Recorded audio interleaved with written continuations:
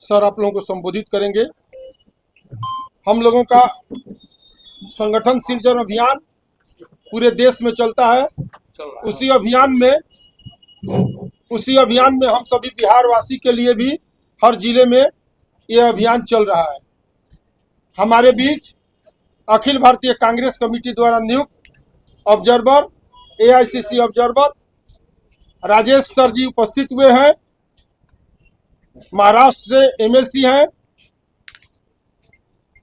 और हम लोगों के लोकप्रिय सांसद मनोज राम जी भी उपस्थित हैं, जो कि बिहार प्रदेश कांग्रेस कमेटी द्वारा प्रभारी हैं। मिराल जी भी हम लोगों के प्रभारी हैं, वो भी उपस्थित हैं, उनका भी हम स्वागत करते हैं। रंजीत यादव जी भी हम लोगों के प्रभारी हैं, उनका भी हम स्वागत करते हैं। हमारे लोकप्रिय पूर्व विधायक संजय कुमार तिवारी, मुन्ना तिवारी जी हैं, उनका भी हम स्वागत करते हैं। विश्वनाथ राम जी हम लोगों के पूर्व विधायक लोकप्रिय हैं, उनका भी स्वागत कर।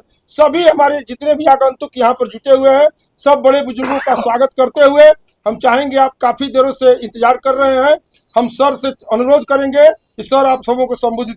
आयोजित संगठन सृजन अभियान के माध्यम से आज बिहार राज्य के बक्सर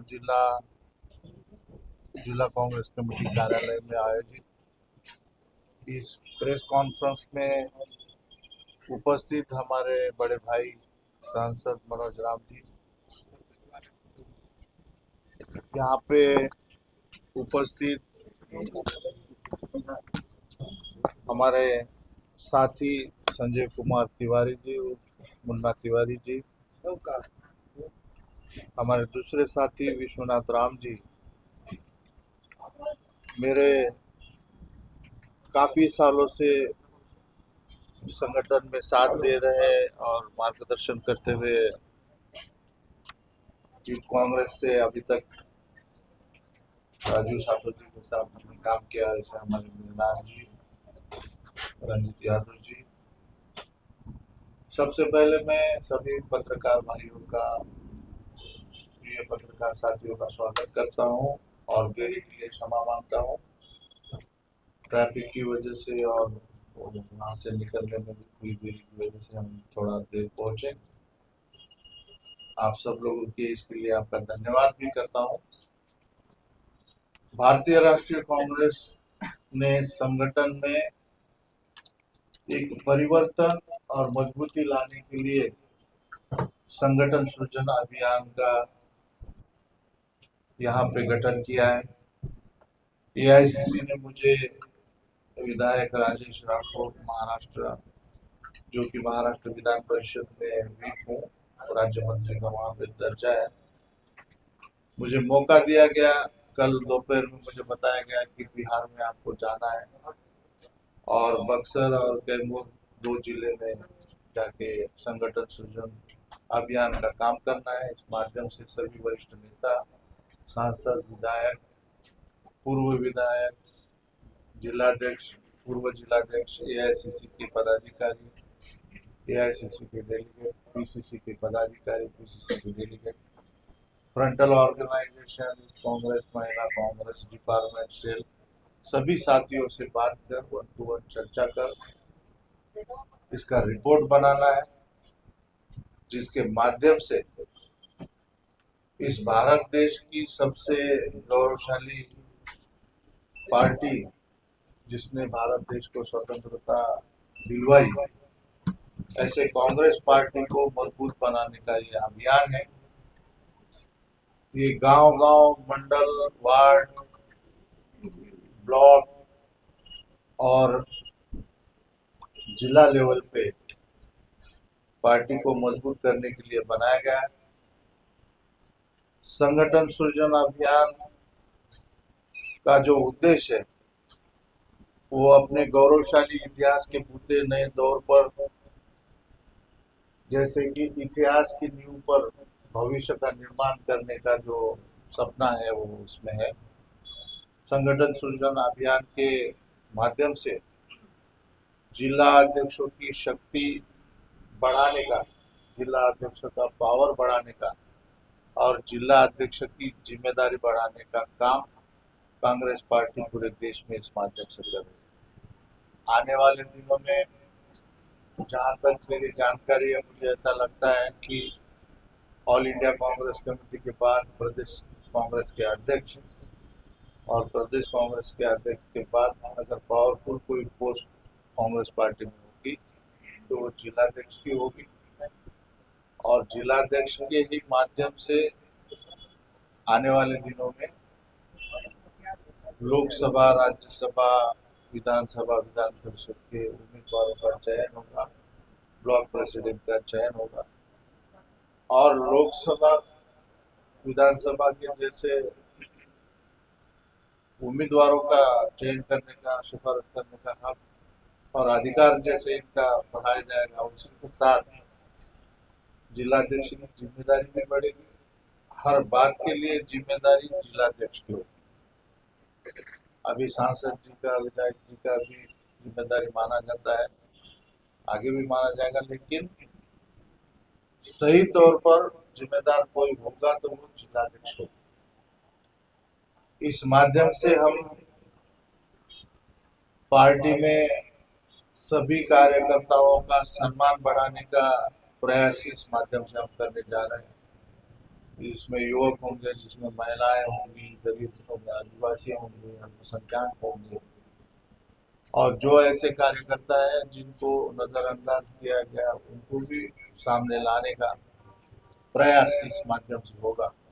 जो भी वरिष्ठ नेतागण इसके पहले कार्यरत थे लेकिन अभी कुछ सीनियर होने की वजह से, एज की वजह से या किसी अन्य कारण से अभी वो मेन फ्लो से बाजू में हैं, तो उनकी सलाह, मार्गदर्शन भी हम लेने की कोशिश करेंगे।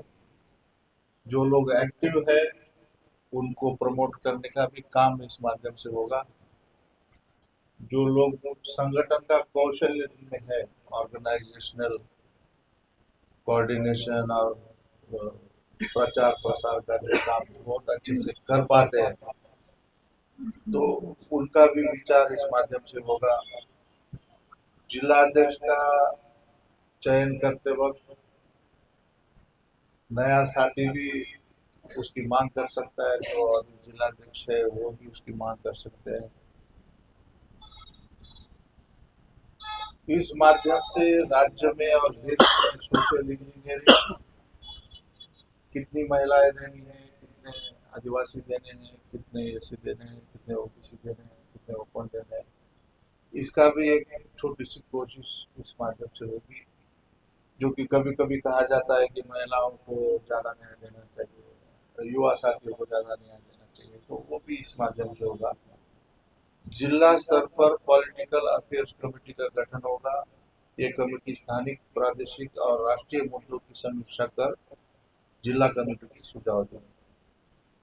यह अभियान सिर्फ जिलाध्यक्ष के चयन का नहीं है, एक ऐसी जिला कमेटी सृजन का भी है जिसमें एक एक आदमी की जिम्मेदारी और भूमिका पूरी तरह से स्पष्ट होगी।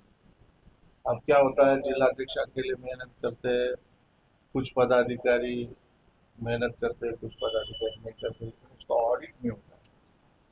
लेकिन आने वाले समय में हर एक फ्रंटल ऑर्गेनाइजेशन, हर एक डिपार्टमेंट, हर एक सेल और हर एक पदाधिकारी जिन्होंने इस पद का स्वीकार किया है, उनकी जिम्मेदारी, जवाबदेही इसमें तय की जाएगी। और मुझे विश्वास है कि इस माध्यम से जिला जिला स्तर पर पूरे भारत देश में ग्रामीण क्षेत्र में कांग्रेस पार्टी मजबूत होगी और पुनः वो जो वैभव था, वो जो ग्रेटनेस था और वो जो पावर थी, वो फिर से कांग्रेस पार्टी के हाथ में होगी।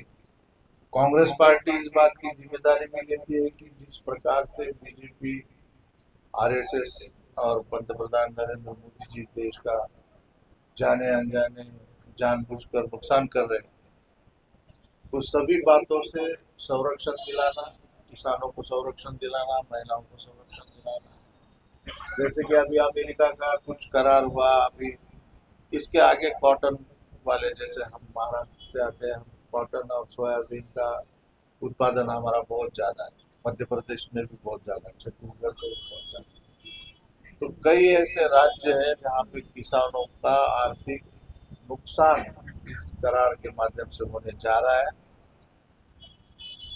मैं तो ये कहूंगा कि किसानों को नष्ट करने का षड्यंत्र इन्होंने रच दिया है, जिससे किसानों को बचाना जरूरी है। आदरणीय प्रतिपक्ष नेता राहुल जी गांधी पूरी जोर शोर से इसमें लड़ रहे हैं, देश को बचाने के लिए, संविधान को बचाने के लिए, किसानों को न्याय देने के लिए, आम जनता के लिए वो अकेले वहाँ लड़ रहे हैं। और कांग्रेस पार्टी के सभी सांसद, मैं उनका भारत की देशवासियों की ओर से और मेरे जैसे कार्यकर्ताओं की ओर से सबका धन्यवाद करूंगा कि सभी सांसद बहुत ही अच्छी तरह से परफॉर्म वहाँ पे कर रहे हैं और सरकार का नकाब फाड़ने में वो कामयाब हो चुके हैं। देश की जनता ये जान चुकी है ये सरकार देश के विरोधी है, और जो भारत सरकार का महत्व था, भारत सरकार का एक ऐसा दबदबा था कि कोई अन्य देश भारत को कभी हाथ उठाकर नहीं देख सकता। मैं याद करना चाहूंगा स्वर्गीय इंदिरा गांधी जी का, जिन्होंने एक ही फटके में पाकिस्तान के दो टुकड़े किए। वहीं आज इस देश के प्रधानमंत्री भारत देश का सम्मान और नाम डुबाने पे तुले हुए हैं। वो अमेरिका के कहने पे युद्ध बंदी कर देते हैं, अमेरिका के कहने पे नए करार करते हैं। क्या भारत देश अमेरिका के इशारों पे चलना चाहिए? तो आम जनता और मेरे जैसे युवक कार्यकर्ता बोलते हैं कि नहीं, भारत देश एक स्वतंत्र देश है जो अमेरिका से किसी मामले में कम नहीं। इस विश्व की सबसे प्रभावशाली और मजबूत लोकतांत्रिक संस्था सिस्टम भारत देश के पास, और ऐसे वैभवशाली देश को किसी के कहने पे अगर झुकना पड़े तो हमारे देश के लिए वो बहुत शर्म वाली बात है। हम संगठन सृजन अभियान के माध्यम से ऐसा लोकतांत्रिक संगठन जो ऊपर से नीचे तक और नीचे से ऊपर तक नेतृत्व को निर्माण करेगा और मजबूती देगा। हम सब मिलकर, हम सभी नेता, सभी छोटे बड़े सभी नेता मिलकर इस ऑर्गेनाइजेशन को, इस जिला कांग्रेस को मजबूत करने का प्रयास कर रहे हैं। आदरणीय कांग्रेस के अध्यक्ष मल्लिकार्जुन खड़गे साहब, नेता प्रतिपक्ष और इस देश को संभालने वाले सभी के रखवाले लीडर नेता आदरणीय राहुल गांधी जी, इनका जो सपना है कि हमें पूरे देश में कांग्रेस का संगठन मजबूत करना है और कांग्रेस के माध्यम से जनता की सेवा करना है, ना कि सत्ता के लिए कोई कॉम्प्रोमाइज कांग्रेस पार्टी ने कभी किया था और ना ही कभी करेंगे। उसका सबसे बड़ा उदाहरण मैं दूंगा आपको, आदरणीय सोनिया जी गांधी, जिनको प्रधानमंत्री का पद ऑफर किया गया था, लेकिन उन्होंने कहा कि मेरी अंतरात्मा कहती है कि मैं उस पद ना लूं, और उन्होंने उस पद को ठुकराया। दूसरी तरफ ये है कि 11 साल 12 साल हो गए, तीसरी बार प्रधानमंत्री बने हैं और कहाँ कहाँ न जाने कहाँ उनका नाम आ रहा है। तो हम ईश्वर से प्रार्थना करें कि हमें वो वैसी कोई बात सुनने में ना आए जिसकी वजह से देश का सर झुक जाए और हमें खुद को अपमानित महसूस करना पड़े। देश के वैभवशाली प्रधानमंत्री पंडित जवाहरलाल नेहरू, लाल बहादुर शास्त्री, इंदिरा जी गांधी से लेकर राजीव गांधी तक जिन जिन प्रधानमंत्रियों ने इस देश के प्रधानमंत्री पद की गरिमा को बरकरार रखा, वो गरिमा कहीं टूट ना जाए, यही डर हमेशा हमारे मन में रहता है। मैं सबसे विनती करूंगा, मेरे प्रदेश के साथियों से, हमारे लोकप्रिय सांसद से, हमारे संगठन प्रिय जिलाध्यक्ष से, सभी पदाधिकारियों से कि आओ हम सब मिलकर गांव-गांव जाए, मंडल जाए, ब्लॉक जाए, विधानसभा जाए। मैं खुद भी हर विधानसभा और हर ब्लॉक तक जा रहा हूँ। मैं कोशिश करूंगा कि मुझे मंडल और गांव वार्ड तक जाने की, लेकिन मैं विनती करूंगा कि सांसद जी, जिलाध्यक्ष जी, प्रदेश के जो हमारे साथी जो आज यहाँ पे आए, वो कोशिश करें कि मंडल और वार्ड तक जाए और मैं उनके साथ मिलकर सभी के विचारों से, ना किसी मेरे अकेले के मन से, ना किसी के अकेले की सिफारिश से, सभी के विचारों लगता है थोड़ा बहुत काफी दिन सत्ता नहीं रहने से और जो लोग सत्ता में है वो किस तरह से व्यवहार करते हैं। जैसे कि जब जब कांग्रेस की सरकार रही तब ना कांग्रेस पार्टी ने किसी अन्य पक्ष को कुछ अलग तरीके से दबाव में लाने का या उनके साथ असहयोग करने का या उनके क्षेत्र का विकास ना हो इसके लिए कभी कुछ किया नहीं। सबके बारे में पॉजिटिव सोचा। लेकिन आजकल एक नया ट्रेंड आया है कि जिसकी सरकार आती है वो कांग्रेस को दुश्मन मानकर कांग्रेस के नेता कार्यकर्ताओं को तकलीफ देने का, टॉर्चर करने का, उनका क्षेत्र का विकास ना करने का एक मंशा वो बना। उससे थोड़ा बहुत निराशा कार्यकर्ताओं में है। उसी को पुनरुज्जीवित करने के लिए, उसमें जान फूंकने के लिए हम आए और हमें विश्वास है कि संगठन सृजन अभियान के माध्यम से एक ऐसी शक्ति निर्माण होगी जिससे आने वाले दिनों में बिहार में कांग्रेस की सरकारें भी बनेगी, लोकल बॉडी में भी बनेगी, राज्य में भी बनेगी और बहुत ज्यादा संख्या में सांसद बिहार से देश में कांग्रेस के पहुंचेंगे, जो कि कांग्रेस की लोकसभा में सरकार बनाने में महत्वपूर्ण हिस्सा लेंगे।